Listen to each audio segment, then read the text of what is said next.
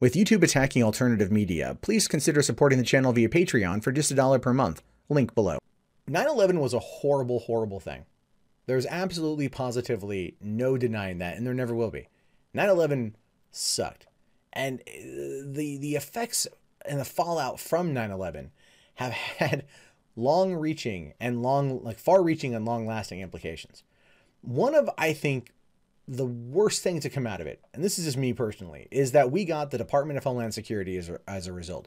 A whole new branch of government to make sure something like this never happens again, when ultimately there were some clear mess ups when people kind of weren't paying the closest attention at the time, but, could have maybe avoided what happened on 9/11 if a few things would have been different.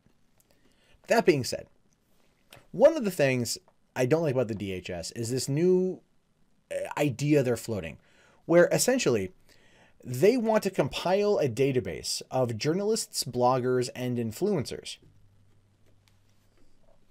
Now, you might be going like, why? Right? Or what do you care? And then wait, like 3, 2, 1. Oh, fuck. You're an influencer. That's, I think, the best way to describe me at this point. I don't want to call what I do journalism. I definitely don't blog, because writing is for chumps. But I definitely talk about stuff, and according to people in this field, I would be considered an influencer, even if I'm not a big fan of the term. I'm a YouTuber, goddammit. That's what I do. That's the name I like. I'm part of the commentary club, the commentary community. I ain't no damn influencer, but at the same time, yeah, people argue that I am. But anyway, the Department of Homeland Security wants to create a database. And I don't like that one damn bit. Not one damn bit. Now, it says here, the Department of Homeland Security sparked concerns among media circles after news spread that the agency was creating an online database to monitor journalists, bloggers, and social media influencers and others.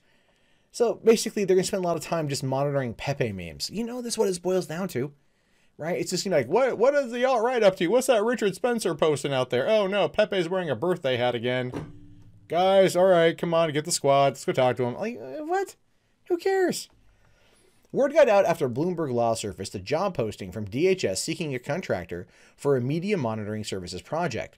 The job entails that creating a searchable database that has the ability to track 290,000 news sources, both foreign and domestic, according to DHS's statement of work. Now, I understand that. I have about roughly 100 sources that I pull from to find the news stories that I talk about. So that's a lot for one person to look at, but 290,000? Man, you all crazy. That's a lot of news to surf through. The contractor will help DHS monitor traditional news sources as well as social media identify any and all media coverage related to the Department of Homeland Security or a particular event. Okay, so are they just going to start spying on themselves? Like, is this going to be, are they literally hiring somebody to monitor if their crazy ex-girlfriend is looking at them? Is that what I'm getting about this one? Like they want to identify any and all media coverage related to the Department of Homeland Security.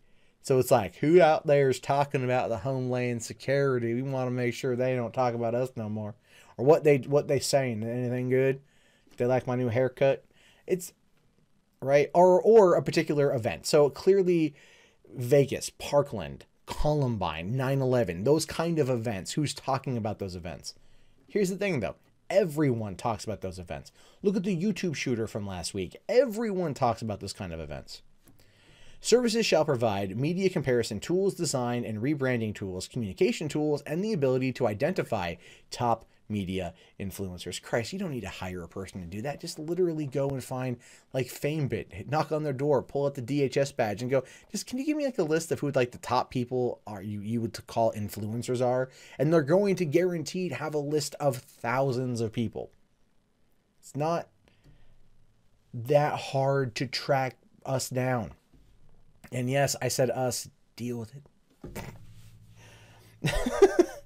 The online platform should also be able to instantly translate media from 100 languages, including Chinese and Russian, into English.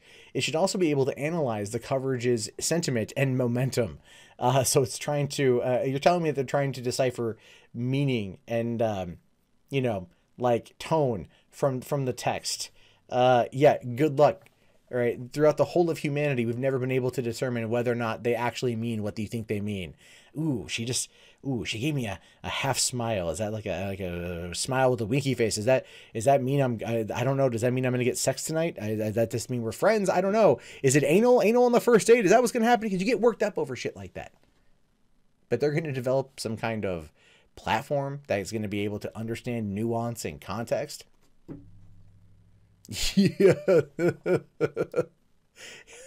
people get mad over a tweet that they can't quite determine whether or not, or what the sender meant in terms of context. Good luck doing that for this stuff.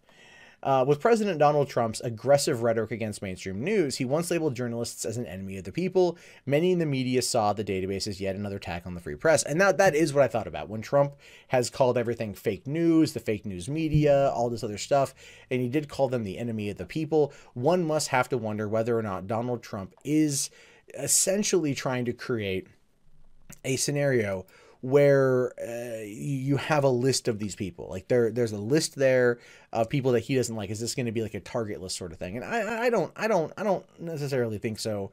The Department of Homeland Security is probably trying to create a database of these things in order to maybe identify if there's any nefarious people in our midst, so to speak. Now, there's a bunch of people that are upset about that, obviously. Now, it says, when asked for comment on the purpose of the database, Homeland Security Press Secretary Tyler Holton said that sent a tweet. Now, he says here, despite what some reporters suggest, this is nothing more than the standard practice of monitoring current events in the media. Any suggestion otherwise is fit for tinfoil hat wearing, black helicopter conspiracy theorist. All right, Tyler Holton, sir, you threw down some serious shade. That's some serious shade. The thing is, though, it's a mixture of shade. It's like a scatter shot of shade. It's taking out some people on the left, and it's aimed at Alex Jones, baby. It is so aimed at Jones. But at the same time, when can we sit there and fully trust what our government is doing? I think that's pretty fair to point out. Now, it says, with many people, journalists, social media influencers especially, were worried about Homeland Security monitoring them. Others argued that the press tracking databases are commonplace in the world of public relations. Yeah, I mean, people track stuff all the time, but it's like, this kind of feels like they're like literally like going to be monitoring certain events for like certain keywords, certain triggers, certain statements, and then that's going to be used as a way to like maybe create a profile or to create a way to monitor what they do. And I mean, you know, bants on the web is bants on the web. You know what I mean? Now, PR agencies and communication firms often keep their own databases of journalists and various media outlets with notes for each. I do the same thing. PR professionals also often use programs that track how their clients are being discussed in the media. As a YouTuber, I also pay attention to how I'm being discussed in the greater realm of certain things. That's because you kind of have to. There are things out there you have to monitor for. This essentially is just like the government is creating bringing on somebody to act as a social media manager for the Department of Homeland Security.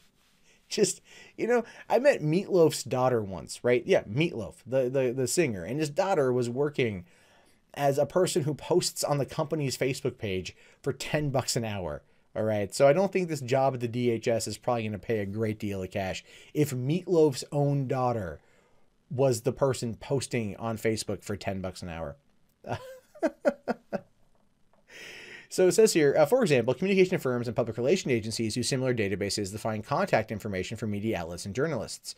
Public relations professionals also use different programs that monitor news stories and how clients are being discussed, which is true. Again, I use a lot of the same tools. And Homeland Security isn't the only federal agency to monitor the media, according to CNN military and diplomatic analyst John Kirby. Kirby says, given the administration's denigration for most media outlets, I understand why the timing of this might look suspicious. But from what I can tell, this is nothing more than an attempt at media analysis.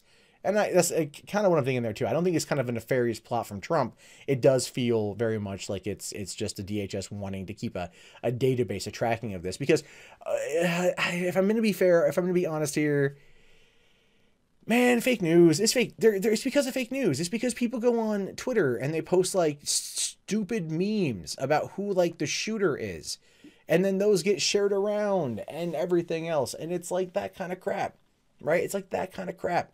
So you've got like, that's a big reason. Or someone shares like a meme that's got false information and then like Donald Trump retweets it. because he's done that too. So it's like trying to keep like maybe an idea of who these people are and maybe who their, or what their intentions are, I should say. So,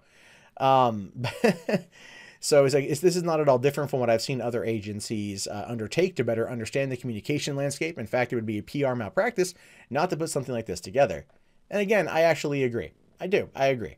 I don't quite like the concept overall, but I understand their exact reasoning for it. Susan Hennessy, a governance studies fellow at the Brookings Institute, also agreed that a database that tracks and monitors the media industry shouldn't be of any concern. Some people out there are going to argue that it is, because that's how they find you, that's how they get you, and if they keep an eye on you and you're coming at this from, like, let's say an anonymous point, if you're a whistleblower, if you're anything like that, would they then be able to track you, find out who you are, out you, and that kind of thing? Like, that is a legitimate fear, and that's one of the reasons why, you know, citizen journalists in other countries go by anonymous names and stuff. But and you know, I mean, in many cases, some of them have been found out and then killed, like down in Mexico. So we don't want any of that here. So yeah, I get why they want this to exist. And ultimately, I'm not against this existing, but there are people there that are legitimately freaked out by this because they feel like it's the government that's going to be keeping a very, very, very watchful eye on them. And those are the kind of people out there, the ones that are overtly afraid of this, and I've seen some, I'm not going to name any names, but I've seen some of these people on Twitter kind of lose their crap over the weekend about this. And these people have posted fake news. They've posted fake information. They've shared fake stuff.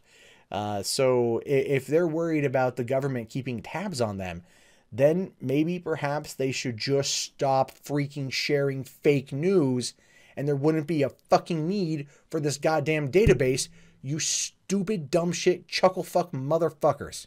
What you just saw was a shorter clip from a longer show. The Rustled Podcast airs every Sunday through Thursday night at 9:30 p.m. Pacific Standard on rustled.net.